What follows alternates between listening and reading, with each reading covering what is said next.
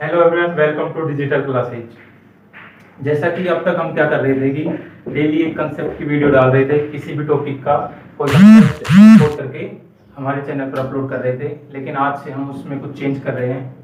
कर क्या रहे हैं कि हम दिल्ली पुलिस जो एग्ज़ाम है उसको टारगेट कर रहे हैं। तो हमने आज से क्या सोचा है कि जो दिल्ली पुलिस का एग्ज़ाम 14 नवंबर से स्टार्ट होना है, जो 5 दिसंबर तक चलेगा, उसके लिए हम क्या कर रहे हैं, जो दिल्ली पुलिस का 2020 में जो एग्ज़ाम हुआ था उसी के पेपर पे बेस्ड कुछ हमने नए टेस्ट बनाए हैं। तो हम मॉक टेस्ट को हमारे चैनल पर उसका सॉल्यूशन कराएंगे। जो हमने नए मॉक टेस्ट बनाए हैं उनका सॉल्यूशन हम हमारे चैनल पर करवाएंगे।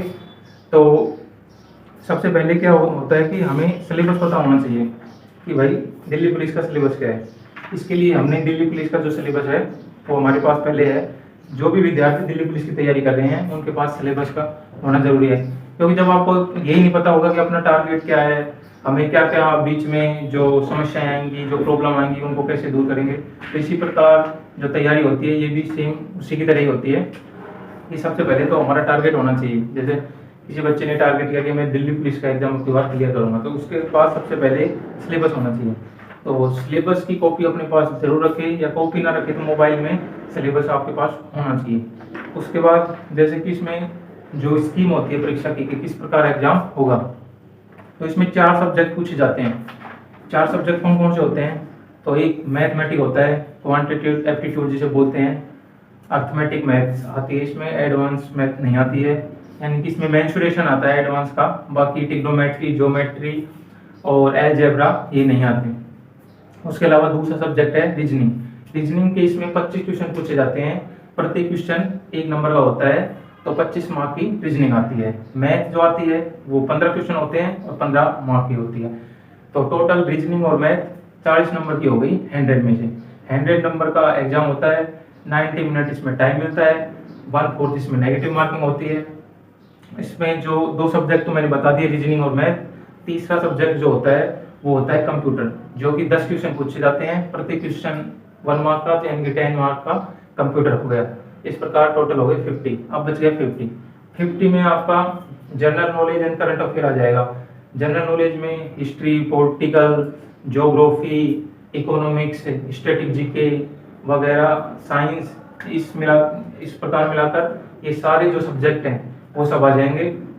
वो सब 50 नंबर के होंगे, और 50 नंबर बाकी जो 50 नंबर है उसमें रीजनिंग हो गई, मैथ हो गई और कंप्यूटर हो गई। इस प्रकार ये जो एग्जाम है ये 100 मार्क्स का होता है। और जो कट ऑफ है, जो भी कट ऑफ है इसकी, वो लास्ट ईयर 70 के लगभग यूआर की गई थी। अप्रोक्स एग्जैक्ट मेरे ध्यान नहीं है कितना गई थी, लेकिन अप्रोक्स इतना ही थी। तो आपको क्या टारगेट करना है कि मैथ और रीजनिंग जो सब्जेक्ट हैं और कंप्यूटर, इनमें कोशिश की जाएगी 50 में से 45 नंबर आपको लेके आने ही हैं। क्योंकि अगर आपको इनमें से नंबर कट जाएंगे तो जीके में नंबर नहीं आएंगे। दिल्ली पुलिस का एग्जाम एसएससी ले रही है, और एसएससी का आपको पता ही है कि जो जीके आती है उसका कोई वो नहीं है, क्योंकि वो जो जीके पूछते हैं कभी स्टैटिक का पोर्शन ज्यादा पूछ लेते हैं तो कभी करंट अफेयर का पूछ लेते हैं। जैसा कि मैंने प्रीवियस ईयर पेपर का एनालाइज किया तो मुझे पता चला कि पिछली बार करंट अफेयर के 7 से 8 क्वेश्चन आ रहे थे। लेकिन अब की बार जितना मेरे को लगता है कि एसएससी के जो प्रीवियस अभी जो लेटेस्ट एग्जाम हो रहे हैं, एसएससी जो एग्जाम ले रही है, उसमें ज्यादातर जो क्वेश्चन है वो स्टैटिक जीके से पूछ रही है। तो आपको क्या करना है कि स्टैटिक जीके पर थोड़ा ज्यादा ध्यान लगाना है, करंट और स्टैटिक जीके।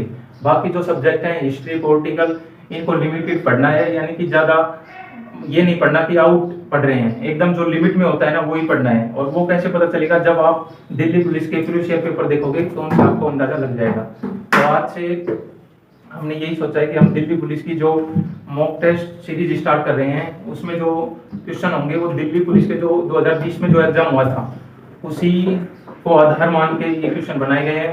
ये क्वेश्चन एकदम लेटेस्ट क्वेश्चन होंगे, और ये एग्जाम से पहले आपको कम से कम 30 से 40 मॉक टेस्ट मैं सॉल्यूशन करवाऊंगा उनका, मैथ और रीजनिंग का।